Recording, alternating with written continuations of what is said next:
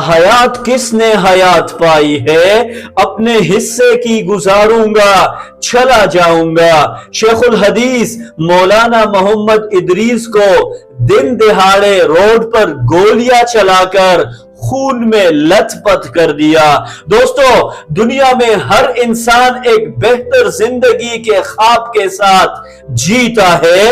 جیسے ہی وہ شعور حاصل کرتا ہے، ایک دوڑ شروع ہو جاتی ہے اپنا سٹیٹس بہتر بنانے کی، اپنا بینک بیلنس بڑھانے کی اور اپنی پراپرٹی بنانے کی۔ انسان ساری زندگی اسی ریس میں لگا رہتا ہے، عزت، مقام اور آسائشوں کے پیچھے بھاگتا رہتا ہے، مگر حقیقت یہ ہے کہ یہ دوڑ انسان کو آخرکار قبر تک لے جاتی ہے اور اس کی یہ بھوک ختم نہیں ہوتی۔ لیکن اسی دنیا میں کچھ لوگ ایسے بھی ہوتے ہیں جو اس دوڑ سے الگ راستہ اختیار کرتے ہیں۔ وہ اپنی خواہشات، آسائشیں اور سہولیات کو قربان کر دیتے ہیں اور اپنی زندگی اللہ اور اس کے رسول کے لیے وقف کر دیتے ہیں۔ وہ پہلے دین کو سیکھتے ہیں، پھر اسے دوسروں تک پہنچانا اپنا مشن بنا لیتے ہیں۔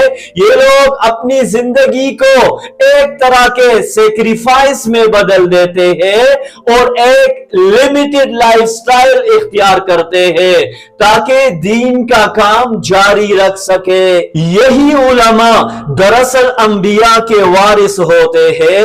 ان کا کام وہی ہوتا ہے جو اللہ کے نبی کیا کرتے تھے، لوگوں کی اصلاح، بھلائی۔ وہ اپنے رب سے کمٹمنٹ کرتے ہیں اور اسی کمٹمنٹ کی بنیاد پر وہ اپنے معاشرے، اپنے ملک اور اپنے لوگوں کے ساتھ بھی وفادار رہتے ہیں۔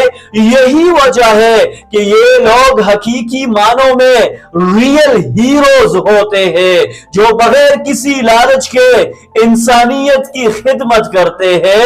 لیکن افسوس کے ساتھ کہنا پڑتا ہے کہ ایسے ہی لوگوں کو ہمارے معاشرے میں ٹارگٹ کیا جا رہا ہے۔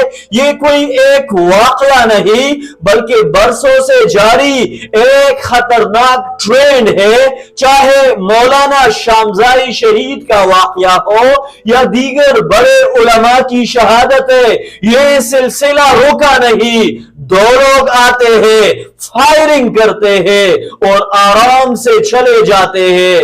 سوال یہ ہے کہ آخر ہماری لا اینڈ آرڈر کی صورتحال کہاں کڑی ہے؟ کیا یہ صرف بیانات تک محدود ہے؟ اگر ہم موازنہ کریں تو ہندوستان جیسے ملک میں جہاں انتہا پسندی کے خطرات زیادہ ہے، وہاں بھی سیکیورٹی اداروں نے ایسے واقعات کو کافی حد تک کنٹرول کیا ہوا ہے۔ وہاں بڑے بڑے علماء اور مذہبی رہنما موجود ہیں، مگر اس طرح کے مسلسل ٹارگٹ کلنگ کے واقعات نظر نہیں آتے۔ تو پھر سوال یہ پیدا ہوتا ہے کہ پاکستان جیسے اسلامی معاشرے میں جہاں ہمیں زیادہ محفوظ ہونا چاہیے، یہاں ہماری سیکیورٹی اداروں کی پرفارمنس کیوں سوالیہ نشان بنی ہوئی ہے؟ آخر ان کی ترجیحات کیا ہے؟ دوستو، یہ وقت صرف افسوس کرنے کا نہیں بلکہ سنجیدہ فیصلے کرنے کا ہے۔ اگر آج ہم نے اس مسئلے کو سیریس نہ لیا تو کل شاید بہت دیر ہو جائے گی۔ یہ صرف علماء کا مسئلہ نہیں، یہ پورے معاشرے کا ایشو ہے۔ ہمیں یہ طے کرنا ہوگا کہ ہم اپنے محسنوں کی حفاظت کریں گے یا نہیں، ورنہ یہ سلسلہ یوں ہی چلتا رہے گا اور ہم صرف افسوس ہی کرتے رہیں گے۔